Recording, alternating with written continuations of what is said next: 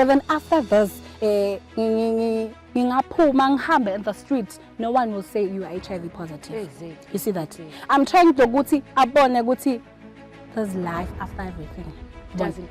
Akupheleli lapha yabona. Noma ngathiwa uhlala na boyfriend ekhaya yabona. Sesiyangena ngile bese singena khona indaba about disclosure, stigma and discrimination yabona. As much as understand ukuthi akusibo bonke bamfu labemukelako ukuthi yathi my girlfriend my boyfriend is HIV positive. Ne? It takes ukuthi wena accept wena ukuthi you know what, normally I can never accept me I'm HIV positive, but that's a fact that at least mina ngiyati ukuthi I'm HIV positive and I'm taking my medication yabona. Yena akade mhlambe he's worse than me.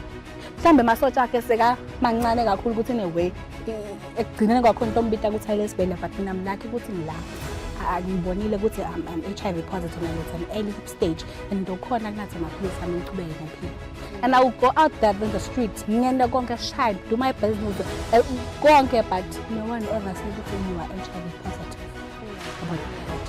Kunebantu who've been on treatment for the past 20 years. Basha, currently banabo 2013, baqale bamaswana, but that's still living. And never uphuma in the outside the world, uyebo fun, uyebo groove and konke, bakhomba ukuthi isizwe sami is HIV positive. But it's a matter of accepting who you are and what you have. Lokuthi ngiyalo, I'm in the situation, I just need to accept it and just move on with life.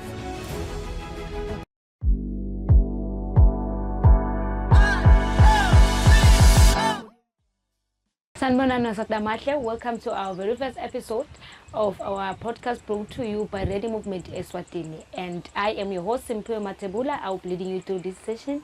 And with us, we have a young person who is bringing about change in our communities, ensuring that our communities live the life that we would want them to live in. So today, I am going to welcome you into this episode. Welcome, and I am going to allow you to introduce yourself. Like, just tell us that who are you? It's a good day to everyone. Thank you so much for allowing me or giving me this time. My name is Thandolethu Zenesa, currently a peer supporter at Milwaukee Clinic under the Manzini region. Okay, let me tell you about peer support. Let me shortly break the word peer supporter. Peer means someone of your age, someone who's more likely to speak of with everything, someone you cannot be ashamed of sharing anything with him or her. Then supporter, but supporter means giving comfort to someone, giving hope to someone who has lost hope, ensuring that there's life after everything, no matter the challenge or the circumstances can be. So by peer support, what we normally do is we give information to young people, including people living with HIV. We give information based on anything, maybe SRH or life issues, mental health, only to mention a few. We also do link services because what I understand that you cannot do anything by yourself, but you do need assistance. Yeah, definitely. Yeah. So by linking those services, we do referrals for clients because I, a peer supporter, I'm not allowed to give contraceptives to anyone. I'm not allowed to use injuries and stuff. So I use a referral to refer the client or beneficiary to the nurses who are professionals. Yes. Even in terms of abuse and stuff, I also refer them because we've got SWAGA, we've got social welfare, depending on that case. We also go out in the community because we don't only work in facilities only, but we also go out to the community to our beneficiaries, homestead, to just have a look. Is the environment conducive for our clients? Because we do have clients, for instance, I may say clients living with HIV. Yeah. As a young person living with HIV, akusiko lula. Makungasiko lula. You just have to have someone who you can rely on. You just need to have someone who can be your safe space. You just need the environment to be a comforting environment, a place to go home.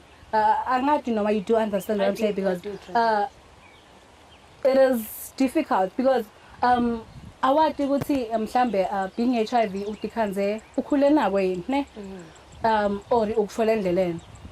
So normally we go to that homestead siyobuka ukuthi is the beneficiary getting love and support because we want them at the end ukuthi babe bamphla basha labaqinile because the world depends on them. They are the future leaders because today it's about us but tomorrow it's about them and tomorrow is never promising to anyone. So we do issue those services because noma sesifika le makhaya we do see those beneficiaries and ukhanze ukuthi usale ekhaya usohlola leyo beneficial client yakho uyabona ukuthi yathi okay my beneficiary is coping with everything life and stuff but ngiyambona nangibhuti wakhe manayi there's something wrong. I just can't leave that person like that yabona. Sengiyakhona like kumele referral esibhedlela uthola sido noma la ngibona khona ukuthi utosidakala khona because we are dealing with young people. It's not like we're only facing or deep into the living with HIV but we're also worried about this person because now he's the future generation of it.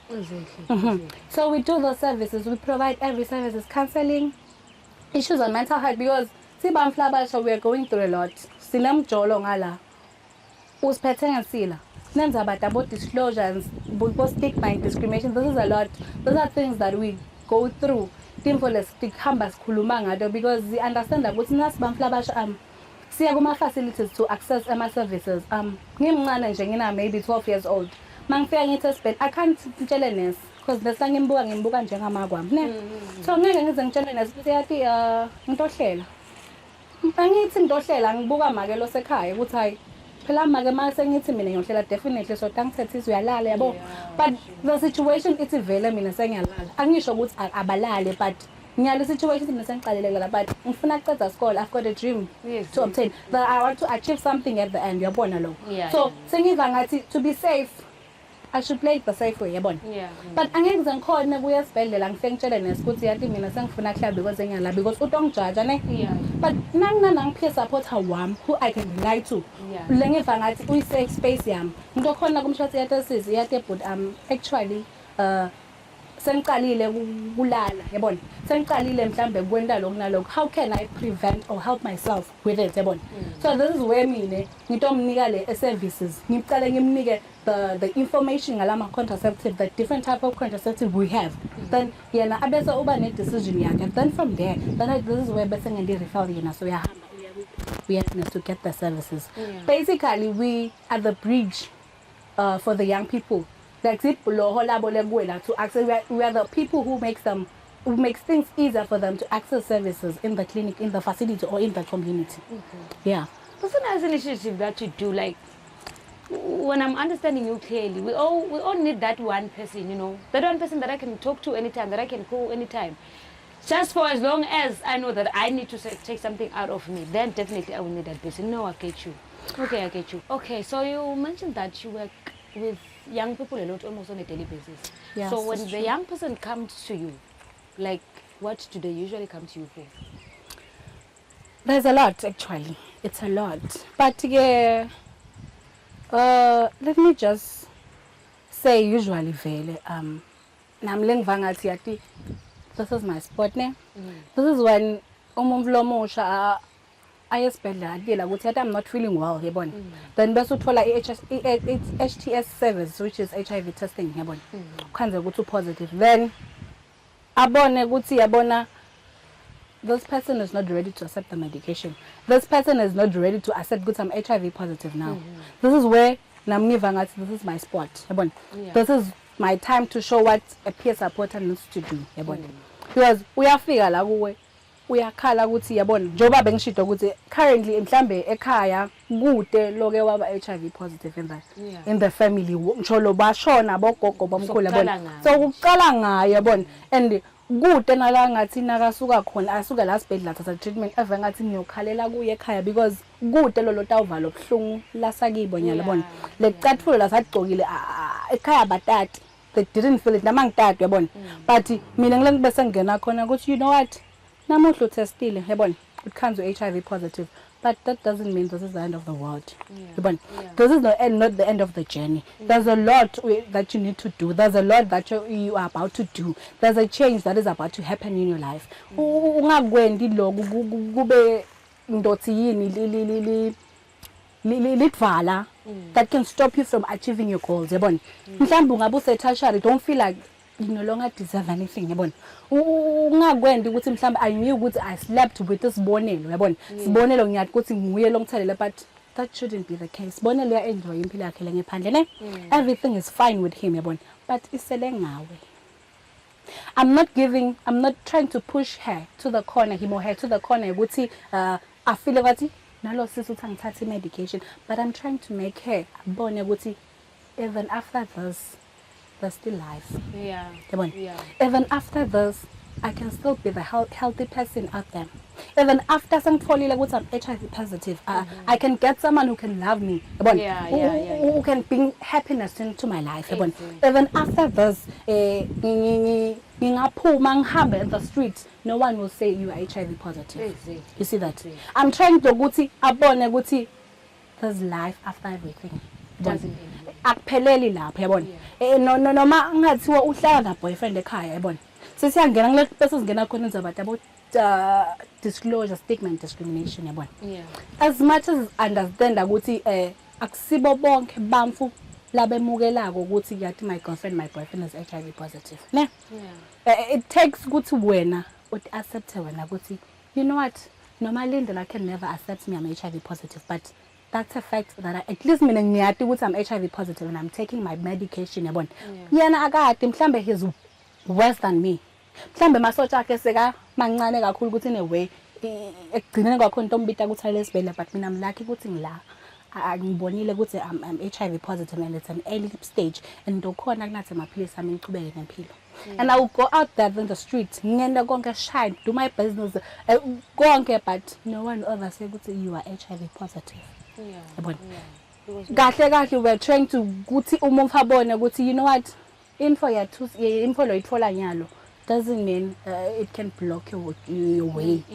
It can never block you from achieving those dreams you had before discovering ukuthi you're HIV positive yabona. Noma wena ungafika umtshele sipho yathi I went to the clinic and they said I'm HIV positive, but that doesn't mean it's the end of the world. Noma yena namuhla angeva ngathi it's fine, asuke la na etshwaleni, asuke la kubangani bakhe Thabiso phela lokho ngiyamthanda. When I accept who you are, because kukhuluma kwakho outside the people ngeke kuze kukuside.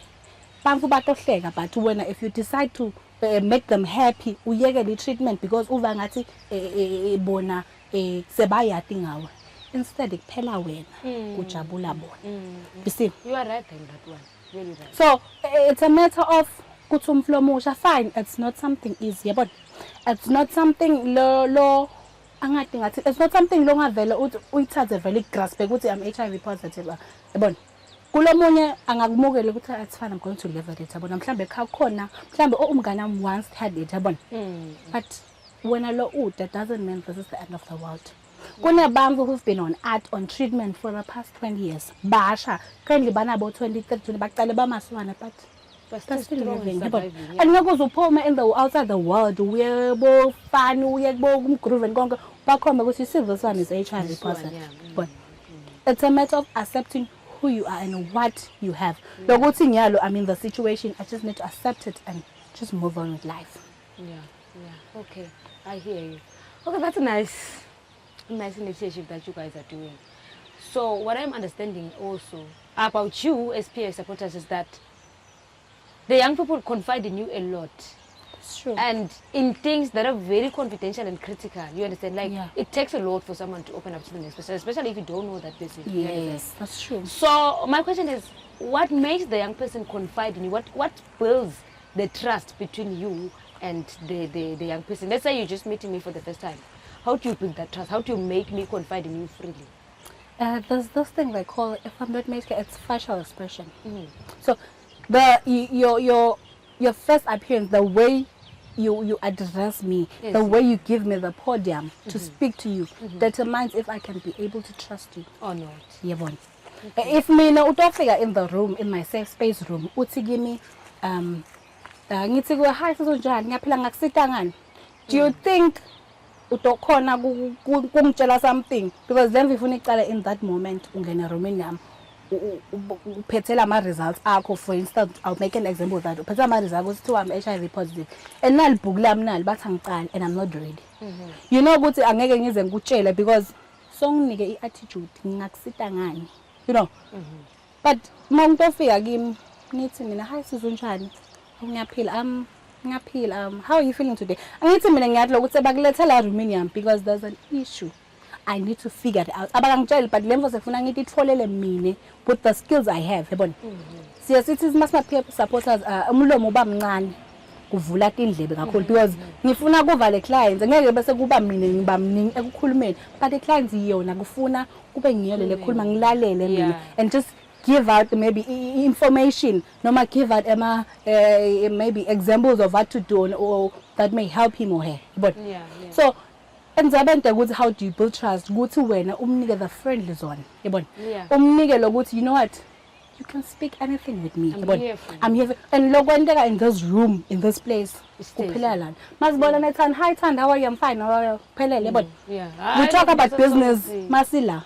It's business when we're together. After that, it's not a business. Noma ngabe you can meet me in town. You can act as if you don't. I don't mind. But that's like we talk about business. Exactly. Because info lekhona is that beneficiaries akakhona ukuconfide with clinic staff because sebayangathi ukuthi mina Thando lwethu Thando lwethu yahlala 3 months anga refill ne. Ziranja sizophaphenza abe reinitiation yabona. Kanti they don't know what makes me do that. Mhlambe ngine pill fatigue, mhlambe ngiyastrugglisha la, mhlambe ekhaya bayangisida. Banginikela ukuthi inhliziyo ukuthi I'm a trash in the family. Yabona. So understand obhlungu, you didn't sit down with me and ask what's going on. Yabona. And nami ngiyenza ngiconfide in because ngiyabona ukuthi you guys noma ngathiwa ngiyaconfide in, you're not going to give me the attention I want. Because umflomusha uyayithanda attention, yabona. Uyathanda kuniwa the room ukuthi na active angumflomusha. Active naye abalulekile, yabona. So yeah, but that is why makafika kuye when you first meet him or her, just give him the room, the room to feel at home, the room to feel respected, the room to feel loved and cared. Yeah, valued. Yeah, but valued. Noma ngabe uyabona ukuthi you know what, this is an emotional story, emotional conversation, but don't give that emotional look. Exactly. Don't cry. Uyakhala na uyakhala. What is going to happen? Because ukhala kuwe ugathe ukuthi wena umcomfort. Ugathe wena ukuthi you will give words that will give hope. Yabona. So kufuna bese wena ubita ukuthi uyacina. Noma uyasiva lesimo ukuthi you know what. Because uyasiva simo ukuthi yabona this was. Mhlambe you can relate with your own past. Yeah, something that happened. Yeah, yabona. Uve ngathi yo mhlambe lokwami it's not even it's not big compared to this one, yabona. But ufuna bese wena uyamnika the love, the support. Ative ukuthi you know what, yathi ngingenela lapha ngifele naku naku but ngiphuma yebo kona kaphele but at least I'm relieved somehow. So that but so that anyhow at any time, because we do give our beneficiaries number different, we do communicate with them about kumcheka how are you, I'm fine, how is life, because it's not all the time it's about HIV because don't zina hello sis lo ahla ngokuza nge-HIV, it's about how is life with boyfriend, how are things, because la kungena khona nzaba double GBV. Because client uyabolisheke ku relationship because ahlale ukuthi uyangondla uyangirentela uyangifundisa, I've got no choice, yabona. But ubone ukuthi abone ukuthi ngiyafa, umbone ngalelo nyelanga ukuthi yabona he or she is katsikazi, ubone ukuthi what's really going on, avela khala, yabona. Yeah, uvela ubone ukuthi it's beyond ngathi ini, yabona lokho. So this is where wena bese uyangena uthi you know what my love, it's okay. And nalo khala it's fine, it's the way you relieve yourself. Nalo buhlungu lo bungenako. I know ukuthi I might not be wearing your shoes, but I feel what you're feeling. Yabona. Yeah, if nawe uva ngathi you need help, I'm there for you. If you need someone to talk, I'm right away. I'm just one phone call away. Yabona. Nato singakahlete ekhaya yathi lo sis lo bhuti lo nangesibhedlela gave me the love, the attention I wanted, yabona. Atokhona ukuthi noma hlede ekhaya noma athole mfo imbamba nga 8 ebusuku athi ukuthi I can rely on Simphiwe. I can call to noma ngathiwa Ngishayele ekuseni. yebo I can noma ngathola emva bayenta nga-12 ebusuku but I can call this person Which you this will pick person up. and will pick up and will be always be there noma ngento engam-access as a service at the middle of the night but I will give those comforting words Yeah. that words that will give hope ukuthi tomorrow is promising. Yeah. Because most of the suicides vele endeke ebusuku yabona. Yeah. Because there's nobody to talk to lapho. When you are there as a peer support. Then Yeah, but you can call uthi yadinga as much as ungeke letinye timvo angeke uzwe uti utende physically uthi ati mhlambe I can take the car and drive and go pick him up. No. Letinye timvo you just need to say yeah, I understand my love. It's fine to cry but that's somebody who will say I understand. I understand. Tolunga yabona. Kona I don't understand tolunga kanjani but surely there'll be a way out. Yeah. Yeah. Okay. So because I understand that in your line of work, you also do work with young people who are living with HIV. And you also work with young people who are not living with HIV. And I'm sure between those two different people, there are myths somewhere, like from the two of them. What are the myths around HIV that you usually hear from these young people, both the negative and the HIV positive? Yeah, ne. Is that just that guti sibamfu. We actually believe what other people say, and that's the sad part. Even though we don't have facts sometimes. We don't have the truth. Exactly. But nje mangive ukuthi uthi tesibonelo this and this kuyendeke. Believe that. Yeah, but when it comes to HIV nje now uthi mawukhuluma know your status. Ha? Mina ngiyanathela amaphilisi amakhulu kangaka. La tawukhama. Le maphilisi HIV ngculaza this word ngculaza and it's not nice. Libi nje liyakucansula yabo likwenta nawe noma ngathiwa yabo uve ngathi there's a word that they used to say nje I think 3 or 4 years back. I haven't heard it in a long while. They used to say makumbaza. Did you take your makumbaza because it's a big but maphilisi ngculaza you understand that big but in actual fact like no man it's not big. Because I know right now it's not a big deal. Yeah. But the idea is that. Wena mina ngamala ngihlale ngathethi ngiyona zamaphilisi labangelana umgomvo labangelana woman yabona. This is something that used to happen in the past but now lo timvo sechintshile. Yabona lokho. Yeah. And uyabona majority of the people who have this myth yabona. Bamfla baduna. Akekho umfla sabasibhedlela nje mflomfuni and I don't understand more especially the young people. Yabona. Nala abazala bathi nje kule generation youth bafana basifuna esibhedlela sabeka khona angikhuluma wathi abahlole bayiswa ngokuthi ichalo lokubaphethe sekubaphethe abasakhona kwenta lutho. That is when they will decide to go to the clinic. Yeah, true. So are you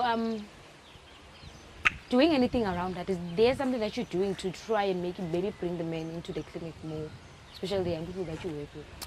Usually in the different facilities we have peer supporters in because it's not only in Biwake but around the country. The peer supporters. They usually actually once a year have a community, what we call community dialogue. That is where they gather all Bamfula Basha, Bokoko, everyone. This is the place, the Sivanga, this is where we can through them corner. And that particular day, Lama services, Sibanige, Mshambe, Abe Mahala, no Abe Kona available for them to take. Yabon. Nyalonja, it is Kuluma, Siguna prep. Yabon.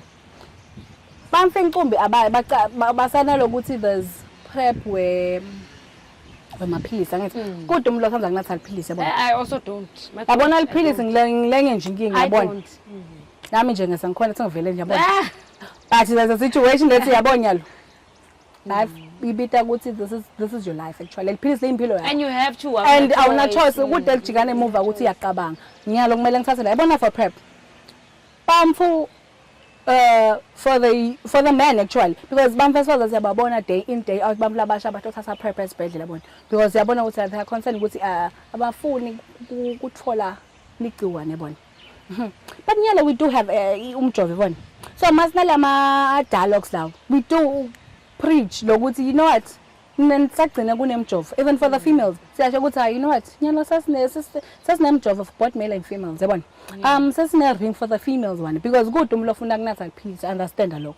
So in those places community dialogues are recibe nema what we call angadi ukuthi ngachaza ngithi what we call health talks in schools, because nalapho they understand ukuthi labamfla abasha we won't get them just by passing on the street, but kufuna siye kibo siyobafuna, just give us the information yabona.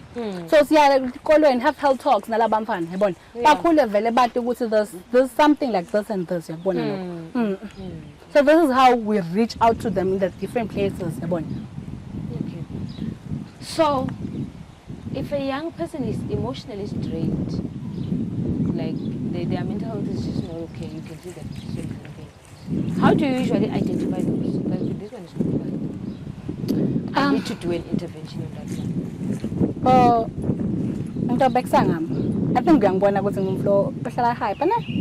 Ngumflo ohlala hleka yabona. But if there's a problem, noma ngingahleka in that situation, but utobona ukuthi this is not me. Yeah, there's gonna be that. Yeah, but that little thing you can draw, yeah, that no. Even that small conversation you have, there's something that you can pick. You know, this person is going through a lot. That is where when you offer each other services, mhlambe utokhona ukubust out ukuthi this is going on in my life, and ngiva ngathi I need help. More ngathi, you know, this is beyond me. This is that's where you can then refer her to the psychology facilities. We do have psychologists. It's about mental health nurses who can also assist on that issue. Yabona. It's must be pierceable. We have got big eyes, big ears, but umlomo bamncane. Just see good. My clients have beneficiaries there to are right. Because before seeing the beneficiaries are right, now we peer support, you need to be right. You need to be mentally stable. Because we are letting my clients and I've got this personal issue and it's already draining me. Now me, I need to get help first before helping the next person. So me mentally or emotional drained, there's no way I can help the next person. Instead nje ngitobane kuqansuka nje yabona ngeke bathi na uyemsebenzini na ungele attention ngingatako uthatha na uphuma hayi ukuthi ujiya ngoba uyathanza, but lo msebenzi uthi always give a smile. Hi, how are you yabona noma uyeva ukuthi lesimo asivumi, but ma upeer support angena clients emnyango noma bebukhala uyathuya usopa up. Hi, how are you? How are you feeling? Yabona, and give the smile. Na atova ukuthi yathi ngaze ngaba welcome, ngaze ngafila ngisekhaya. Yabona, give the love la lekhaya mhlambe labahluleka kumnika lona. Give him the hope or angathi the trust noma the make the relationship stronger. Yabona, in a way ukuthi naye ngalenye langa mhlambe noma seyangaphula isito lakhe, but for the next person evangathi abone ukuthi ungisikile, and that should be easy for her. Okay. So do you have any coping mechanisms that you give to the young people to say, let's say maybe you're going through a tough time, you should try these kind of things, you know, just to suit yourself out. Do you have anything like that? Yeah, usually sibamfusi dila mhlambe nenkinga tefu noma ne-stress in different ways. Excuse me. Some nomunye uyathi nyathi mina if I'm going through a lot, I just wear my gym clothes, sneakers, then go out for a walk for a gym. Yeah, gym in yabona. This is how yena la release ngayo stress. Lo munye uthi I only ngimela ukuthi kube mnyama. Wear my headphones, then go out for a walk. Noma ngabe ngingati ukuthi ngiyaphi, but I should go out to clear my head. Yeah, babona in a different way. Lo munye vela athi you know what? I need to listen up a emotional song and cry yabona. Khona lo buhlungu ngiva ngathi buyaphela ngiright, I'm normal like that. Khona nje lo va ngathi you know what? Let me just call mhlambe umnganami. Someone I just bust everything out yabona. Lo munye uva ngathi I just need go out. Ngiphume nje ngiyodla nje, just feed myself and I'll be fine. Yabona. So utitreata ngendlela ehluke. So you give those options yabona. Noma ngumtshela ukuthi you know what? Sometimes ukukhuluma helps a lot. Noma ungete wakucondzisa lemva ukuthi basically it's me going through this, but you can make up a story. But you know Linda is going through this and just get the reaction for that particular person. Then you can know what's me from there. What can I do? Yeah. Okay. No, I understand. I get you. So, from the conversation that you and me have been having, you mentioned that sometimes when you talk to the young people, you get to find that they are also going through GBV, you know, in between the conversation. So if maybe we were to talk about consent, how would you define consent as what is consent according to you in a relationship? how would you define consent? Oh, consent is a big word. Yeah, but yeah, ngingasho ukuthi consent is when you have imvumo kumumvu, like angathi ukuthi ngingabekisa ngithini yabona. Ase ngibekisa in a relationship. Angithi nyalo there's this thing ukuthi you don't open you don't go through your partner's phone without imvumo yakhe. So ngingasho ukuthi it's getting permission to do something to someone or about something yabona. So in a relationship mhlambe i-consent kungabanga ukuthi I'm allowed to come to you anytime I want. You understand lo? I'm allowed to go through your phone. Now ungekho, I'm allowed to pick up your phone. Nazinga ungekho ngithi hayi banzile sifona hayi banzile all around yabona. Consent important ivumelwane leniba nazo in a relationship. Yeah, okay, I understand you. So as young people, we stay on social media a lot. Aye. So what role does social media play around issues of consent and GBV?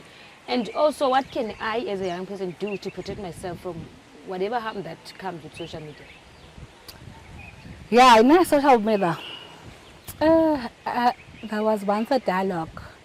It was not a dialogue, it was a debate. The topic was social media brings more walls, builds more walls than bridges. Which means social media actually brings more conflicts than bringing peace to the society. We've got these young people, the teens, the age of 10, 12 to 15, they're engaged with social media a lot. And we are not noticing it because it now breaks them mentally.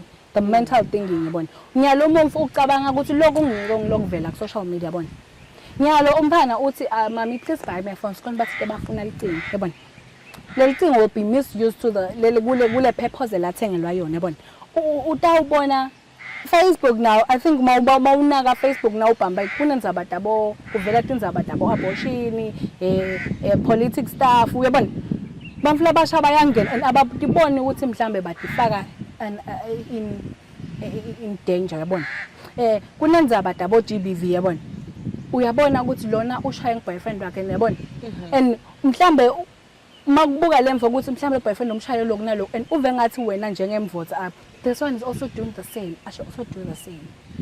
Yet angeke usolve inkinga ngenkinga.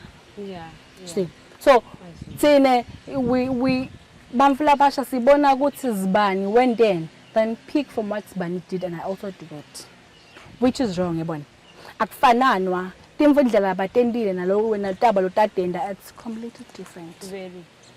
So as a young person to actually protect yourself, I think to actually protect yourself from the timvo about social media, because truly speaking it is ruining our mind, because we spend 80% of our time on social media, yet it brings nothing to us. We benefit umnikati wema social media platform WhatsApp, Facebook, TikTok yabona lo WhatsApp TikTok ke akuwes yabona kona kuthatha lengqondo yakho and comes at the end of the day there's nothing that you did. Yes, and you can lie down on your bed I think for 4 hours without noticing. 4 hours is gone. Kodwa wakhontshwa clean endlini yabona that time you are hungry ulambile utawudlani ngoba phela isikhathi wena silacingweni kude lo la benefits acingweni but benefits lo mnikati wale social media lama data aphela yabona wena impilo yakho ukuthi nje subscribe but personal life yaphumile yabona. So I think sibamfla basha we should be channeled like sathi ukuthi mhlambe nangithi nje mina ngiyele ka social ngiyeke mhlambe ka Facebook ngiyendela ngiyakudela yabona, just forget about the unnecessary things that pop up in the screen. First focus wena lokwende because imicabango yethu the way we do things iyoniwa on social media, because ibona lo munye akwendile and think that's a solution, that's noma uva ngathi indlela nawe lo ngenta ngayo itakusida kanti angeke izikusida, angeke konke kusihambele ngendlela efanako. Yeah. Okay, so this also takes me back to your role as a peer supporter.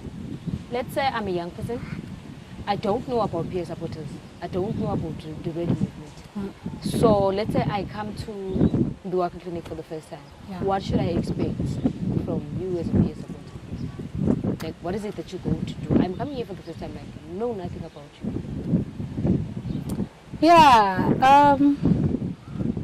What are you expecting from me? Like, what is it that you are? How are you going to support me? Let's say it's my first time. You just go into the gate, and then I come across you. What's going to happen? What are the steps that you do when you meet a young person for the first time who is coming to the facility? The person doesn't know about you, so they can't just maybe say, hi, can I please talk to Tando? You understand? So what do you do when you see that young person? You're like, no man, I don't know this young person. It's my first time seeing him here. So what do you do? Okay, I think when you actually see umflomocha for the first time, Yes. because uva ngathi no dosizilo yabona. But I think because as peer supporters we don't stick in one room. Ngeke ma clients avele nje vumbo emnyango yabona. Yeah. You need to go around the facility yabona. Corner to corner, ube visible ubonakala. Kona kusinabo the clinic staff madibona umuntu client that needs to see you. They will remember. Yebo bakhona kusho Thando, please come over here bona. So this client is coming ne. Asengithi ngiyambona mhlambe asengithi mhlambe I've had ngaye before, maybe I'm making an example ne. Ngiyabona that I think ngidom offerisha the TB screening services so that the conversation itoqala lapho ibe smooth ibe gentle yabona. To break the bridge. The bridge into khona kuhafula ngahafula yabona stepis ngihambe naye. They also get used to you. Yebo. Ingabe atosinakathi uyofika ngalo awufola sitho mhlambe le sithi atolifola ngalito bese phindze limdzinga ukuthi abuyele kimi. To you, yes. Atokhanza ukuthi you know what, this lady is flexible yabona. This lady angakhona kumtshela le mfele ngifisa kumtshela yona noma I can actually listen to her because ema clients ngicombi la funa in fact cala efuna yendeke just abe able ukuthi akulalele yabona. Kubhlungu ukuthi udohlana nemumfu but ukhuluma ubona ukuthi lo mumfu the attention yakhe ayikho kuwe. Senguthi uyalalela because he or she has to. Okay, yeah. So what is it that a young person can take home this week? You know, just an encouraging word or an encouraging close or a quote, you know, just something that a young person can take home this week. What is it that you can say to them? Yeah, you know what? We're going through a lot. Going through a lot, we should give up to a lot of things. The thing about just start from one step to another, from one row to another. So I think we should have a safe space. Because angeke uze ekhaya ukhona ukutshela make ukuthi yate make mhlambe I'm having this somebody and kwendeka 1 2 3 noma ema ke athi ngihambe ngayo esibhedlela ngayo test and I'm HIV positive noma ema ke I'm pregnant yabona. But I think you should have this one person because thina bamfla abasha sibulwa ukuthi siyapombelana, we don't have that person to talk to. Ingako bese kungena nathi inzabada bo suicide yabona. Uma mfuso othi khungile umuntu ufuna athi imali i900 yabona. Yabona akayinathi ngoba ukhonile ukukhuluma but ubepede lo muntu lo tamlalela yabona. Ubebete lo muntu la togijima kuye ayokhala. Ubebete lo muntu lo tamnika le ndlebe amlalele, am encourage, amnike kumtshela ukuthi you know what, you can still make it. There's still a chance yabona. Uye athi umphathi time wasted can never be regained. Yabona. Lokusho ukuthi lekwenteka itolo ngeke usakhona ukushintsha, but you can change the future. You can achieve what you want.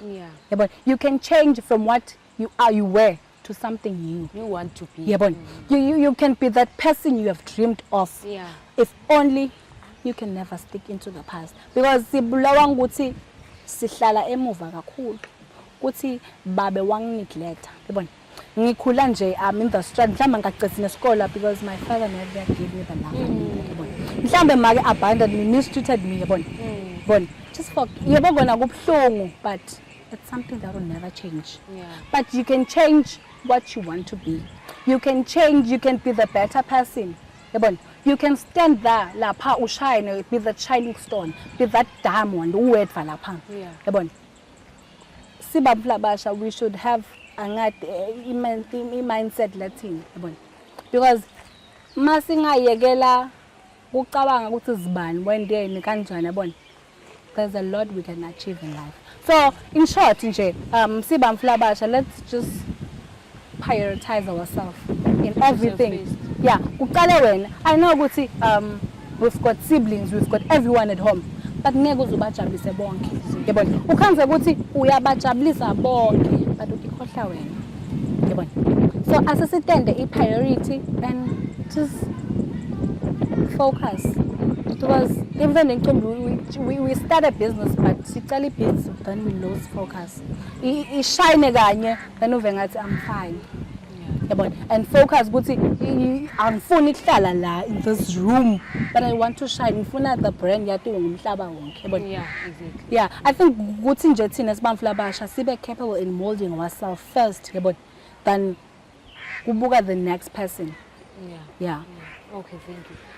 This also brings me to my last question for you.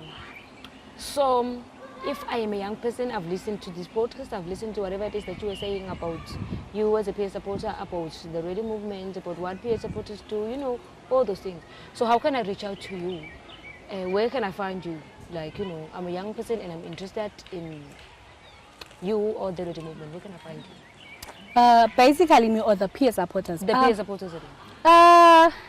We are based on actually all the region of Eswatini. Okay. Yeah. So only to mention a few, like we are available Biwake, HF Manzini, Mafuteni, Mliba, Stobela, JCIs, yabo. There's a lot, yabo. So you can just now figure nje, go facilitate, and you feel like there's a lot you want to talk about, yabo. I'm asking for a peer support, yabo. Although we're no longer Godzen, but Sabita was my guy. I know. But it has a definition. It's the CAT. It's for the abbreviation because it's CAT. It's Community Adolescent Treatment Support. And it's CAT when it's abbreviation. Yeah, but you can laugh at the word CAT, but it has a meaning. Behind it. So, feel that any facility, and then you ask Lolo, do you have a peer support in this facility? Do you have? Because we only don't have peer supporters. We've also got young peer mothers. Because we do get pregnant at an early stage. Can't go to pregnant, I can't raise this kid. And I don't get the support I should be getting to raise this child. So my young peer mothers so you can ask in whatever a facility and ask for do you have a peer supporter in this facility or young peer mother? I need to talk to that person. They will definitely show you. No, I'm looking for a cat. They will definitely show you. And near the room and the respect and the audience you need. Yeah. Okay. Thank you so much, Sando. We have come to the end of our conversation. So I think now we can just say maybe a few closing words to our listeners over there. The Ready movement is here for you, and she has already mentioned some of the things. So whenever you feel like you don't need peer support or somebody that you know needs peer support, you can just go to Facebook, just write Ready movement, you're going to find that one. Or you can just go to, if you live in Eswatini, you can just go to Nazarene Compassionate Ministries page. You're going to find all the information that you want to know. Or you can just go to their website, www.readymovement.com. You are going to find all the information that you need. So yes, we are here for you. Peer supporters are here for you. And in anything that you may need that has to do with peer support at all, we are here for you. And thank you for joining our episode. See you next time.